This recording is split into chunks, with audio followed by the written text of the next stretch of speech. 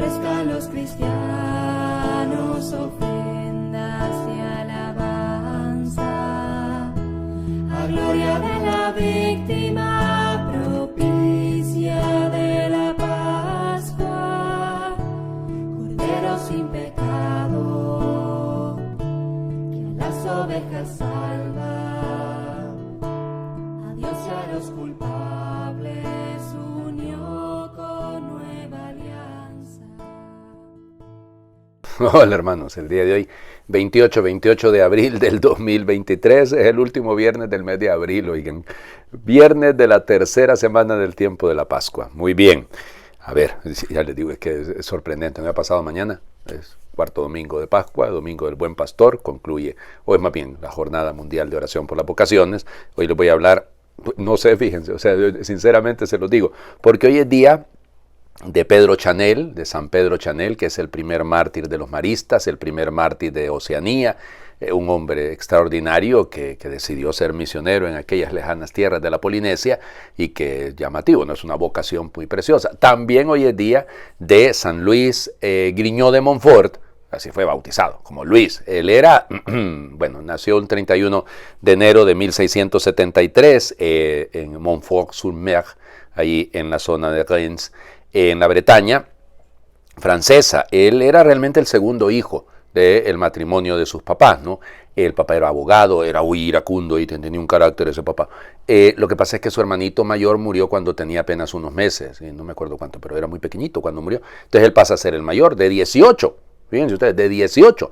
De esos 18, 3 fueron sacerdotes y 3 fueron religiosas. En cuenta su primera gran catequista, la catequizada, porque él evangelizaba a la hermanita. Y una amistad extraordinaria entre ellos dos, muy particular, que ya les digo, es una cosa muy bonita.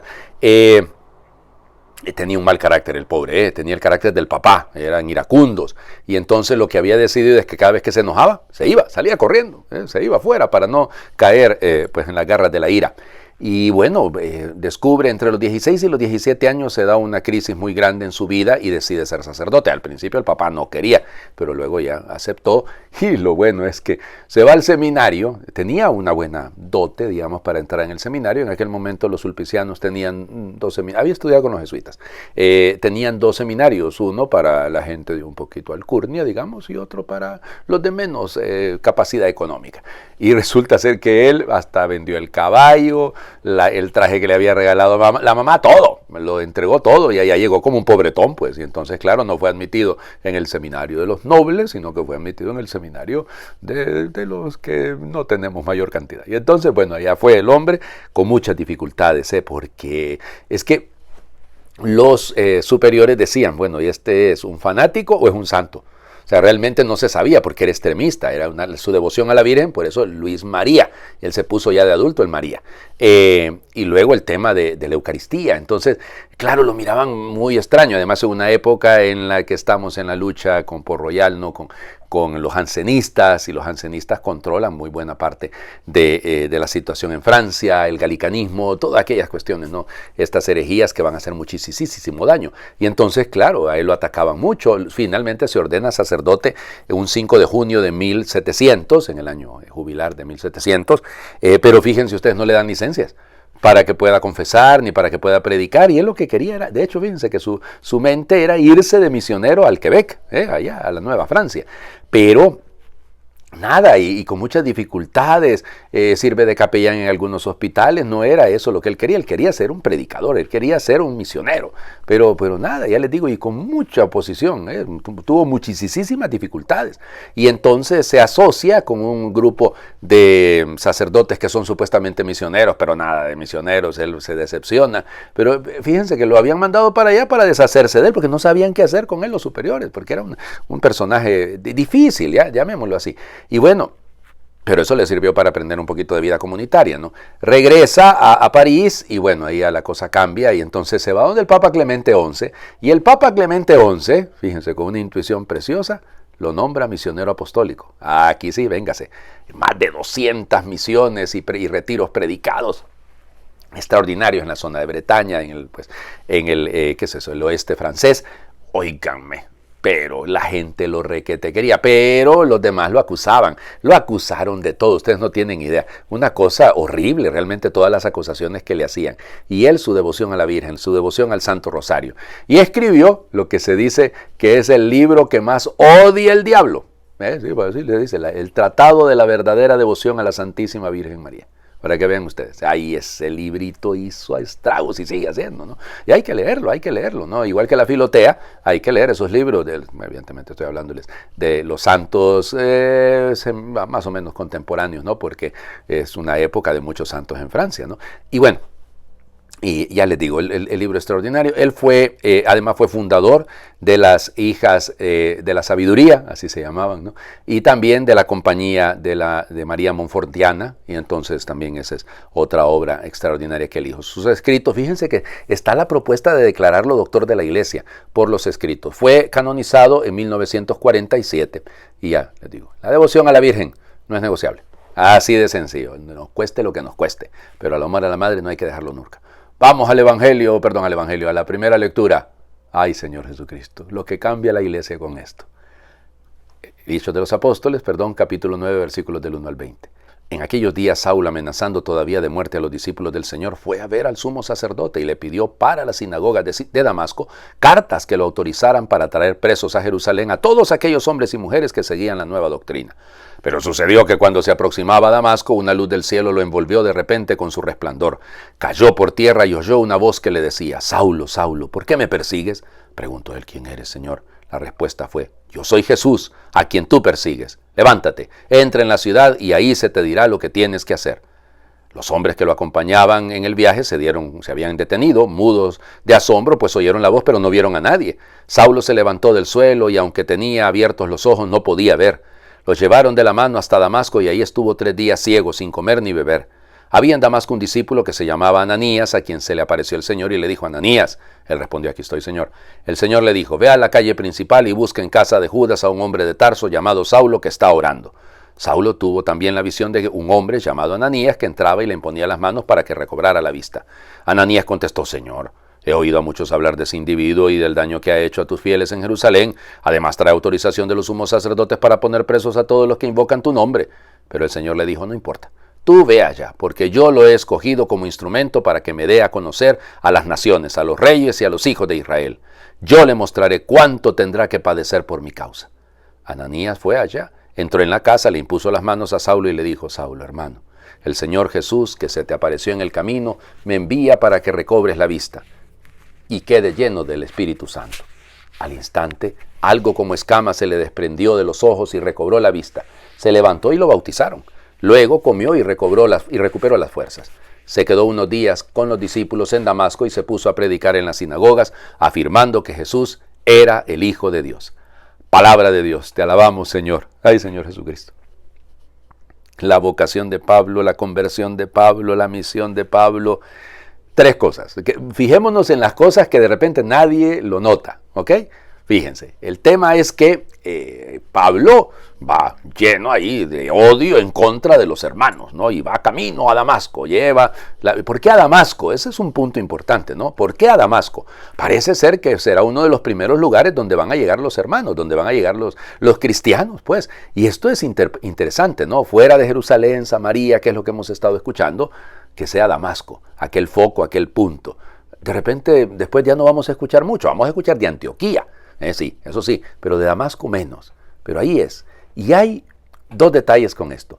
Lo primero, la voz que escucharon los demás, pero no le entendieron. Y fíjense que esto es importante en la vida espiritual, ¿no? Porque todos escuchamos a veces la misma prédica, todos escuchamos la misma palabra, pero no todos la entendemos de la misma manera.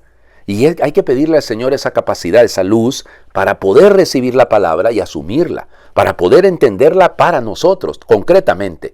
Porque, insisto, los demás oyeron, pero no entendieron. Entonces, cuidado con esto, porque la conversión solo va a venir a aquel que entienda y que esté dispuesto a escuchar atento también. Luego el elemento que me encanta, esto de que lo que le dicen a Ananías es que Pablo está orando. Y fíjense, ayunó durante 3 días, no comió ni bebió, pero se dejó conducir. Esto es interesante de Pablo, lo llevaron de la mano a Damasco y está orando. Y aparece un Ananías que no volvemos a escuchar nunca más. Pero a Ananías le debemos tantísimo, a Ananías le debemos a Pablo. Puso sus peros, ¿sí? Humanamente. Oh, no, señor, ese fulano ha andado persiguiendo. No, pero no importa. Tú vete allá. Yo lo he escogido. Esa es decisión de Dios. Yo lo que tengo que hacer es lo que más manda Dios. Así que se acabó. Lindo esto, ¿eh? Saulo, hermano. ¡Wow! Qué nivel el de Ananías, ¿eh? Qué nivel el de Ananías. Llegar a decirle hermano a este perseguidor, a este que había matado a Esteban. Él es responsable de la muerte de Esteban. Y aún así, Ananías, hermano.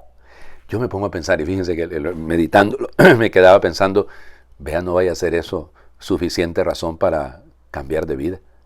Cuando yo que sé que he actuado mal, cuando yo que sé que no he sido exactamente el mejor hermano, alguien me trata como hermano. El Evangelio. ¿Cómo vamos de tiempo? Madre del Señor Jesucristo. Imposible. Juan, capítulo 6, versículos del 52 al 59. En aquel tiempo los judíos se pusieron a discutir entre sí. ¿Cómo puede este darnos a comer su carne? Jesús les dijo, yo les aseguro, si no comen la carne del Hijo del Hombre y no beben su sangre, no podrán tener vida en ustedes. El que come mi carne y bebe mi sangre, tiene vida eterna, y yo lo resucitaré el último día. Mi carne es verdadera comida y mi sangre es verdadera bebida. El que come mi carne y bebe mi sangre permanece en mí y yo en él. Como el Padre que me ha enviado posee la vida, yo vivo por él, así también el que me come vivirá por mí. Este es el pan que ha bajado del cielo. No es como el maná que comieron sus padres, pues murieron. El que come de este pan vivirá para siempre. Esto lo dijo Jesús enseñando en la sinagoga de Cafarnaúm. Palabra del Señor. Gloria a ti, Señor Jesús. Esto ocupa una publicación aparte, ¿no? Si lo piensan. Este es el centro de la doctrina eucarística. ¿Cómo puede este darnos a comer su carne? ¿Ya que acaso es que somos antropófagos nosotros? ¿Somos caníbales nosotros? No, no lo somos. En verdad les digo, si no comen, fíjense, primero es negativo, si no comen la carne del Hijo del Hombre y beben su sangre, no pueden tener vida en ustedes. El que come mi carne y bebe mi sangre tiene vida eterna, yo lo resucitaré el último día. Si no la comen, no tienen vida. Si la comen, tienen vida. ¿Qué insistencia?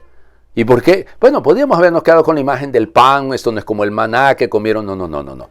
El que come mi carne y bebe mi sangre. O sea, disculpen, será que la cabeza no me da, pero ¿y qué otra interpretación le vamos a dar a esto? Eso son los católicos que se han inventado esa vaina de la Eucaristía, eso de la misa, eso de, eso no es así. ¿Cómo va a ser? Ahí está. Dígame, vaya, ¿qué interpretación le va a dar usted a esto? O sea, ¿qué otra lógica, qué otra analogía podemos encontrar? El que come mi carne y bebe mi sangre. Mi carne es verdadera comida, mi sangre es verdadera bebida. Perdón, pero yo no sé, no entiendo qué otra analogía, con qué otro texto lo puedo comparar esto. O sea, estamos hablando, el pan, perfecto, podemos entenderlo. Pero ¿y la sangre? En el mundo judío hablar de la sangre, si la sangre es el lugar donde reside la vida para los judíos.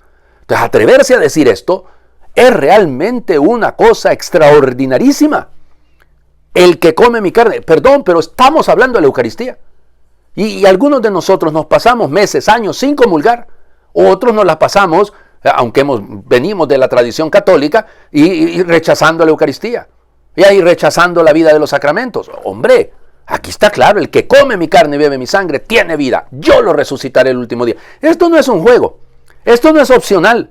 No se nos está poniendo, porque el Padre que me ha enviado, que posee la vida, y yo vivo por él, así también el que me come, vivirá por mí. La vida del Padre, la vida del Hijo, la vida que recibimos. En el momento en el que yo comulgo, con aquella fe de la que hemos estado hablando los últimos días, ¿no? El que cree en mí, el que viene a mí, muy bien.